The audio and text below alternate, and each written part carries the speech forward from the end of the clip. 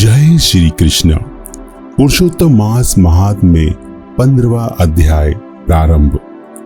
सुदेव ब्राह्मण के घोर तप से प्रसन्न हो भगवान का पुत्र प्राप्ति का वर देना। श्री नारायण बोले, हे नारद जी। तब सुदेव ब्राह्मण गदगद वाणी द्वारा भक्त वत्सल भगवान कृष्ण की प्रार्थना करने लगा। हे देवताओं के देवता, त्रिलोकी को अभय देने वाले प्रभु, सबके ईश्वर, आपको नमस्कार है। मैं आपकी शरण में आया हूं। हे प्रभु, मैं दुखीहीन आपका भक्त हूं। आप सबके बांधव हैं, मेरी आप उपेक्षा क्यों कर रहे हैं?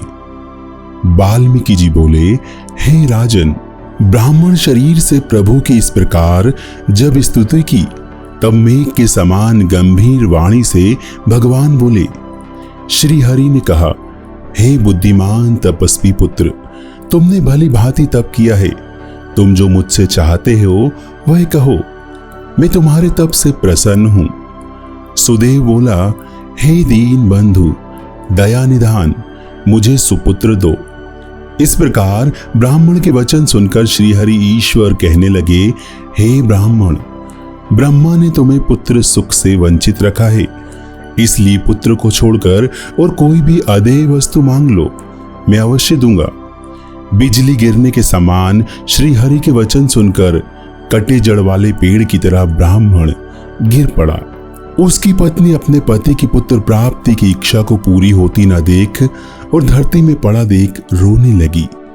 बड़ी कठिनाई से धैर्य धारण कर अपने गिरे हुए पति से बोली, हे नाथ, उठिए, क्या मेरा वचन भूल गए? विधाता ने जो भाग्य में सुख दुख लिख दिया, अपने कर्मों के अनुसार उसे मनुष्य भोगता है। हे ब्राह्मण देव, इन सब का विश्वास छोड़कर उठिए, श्री हरि से संबंध छोड़कर देव का आश्रय लीजिए।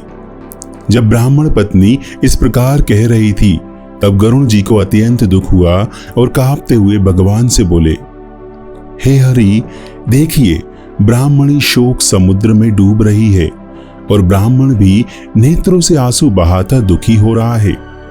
हे दीन बंधु, दया के समुद्र, आज आपकी वह दया कहां गई जो भक्तों पर रहती थी?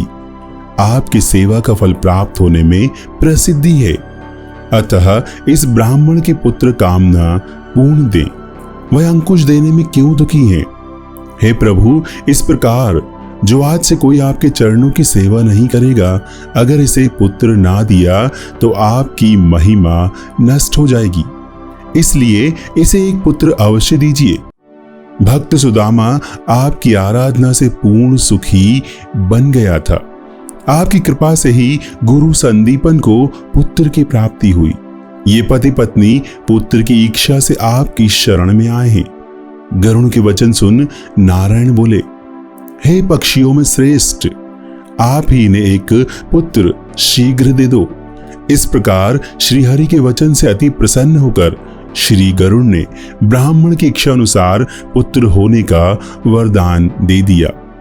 पुरुषोत्तम मास महात्म्य 15वां अध्याय समाप्त।